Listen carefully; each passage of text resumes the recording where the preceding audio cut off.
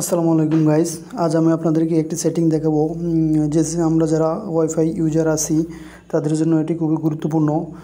Wifi আমাদের অনেক সময় স্পিড কম থাকে বা কোনো কিছু ডাউনলোড দিতে গেলে লোডিং অবস্থায় থাকে। এই সমস্যাটি সমাধানের জন্য আমাদের প্রথমে ওয়াইফাই যেতে হবে। যেমন আমি এই ওয়াইফাইটা ইউজ করতেছি এমডি-দাদন। এই ওয়াইফাইয়ের আমি সেটিংয়ে যাব। ওয়াইফাই সেটিংয়ে নেটওয়ার্কস ডিটেলসে যাব। নেটওয়ার্কস ডিটেলসে যাওয়ার পর নিচে দেখব এখানে প্রক্সি লেখা আছে। প্রক্সি যে অপশনটা আছে এই প্রক্সি অপশনে আমাদের সবার সচরাচর নান অবস্থায় থাকে। যেমন আমি প্রক্সিতে ক্লিক করলাম। প্রক্সিতে ক্লিক করার পর এখানে তিনটে অপশন আছে: ম্যানুয়াল, প্রক্সি, অটো কনফিগারেশন, নান। সচরাচর সবারগুলো নান কন্ডিশন অবস্থায় থাকে।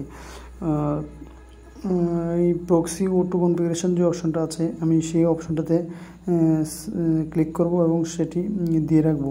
তারপরে প্যাক ইউআরএল, এখানে আমি যে কোনো একটা আমি এসডি বা এসজি যে কোনো একটা অক্ষর দিয়ে মূলত এটা সেভ করব। যেমন আমি এসজি দিয়ে সেভ করে নিলাম।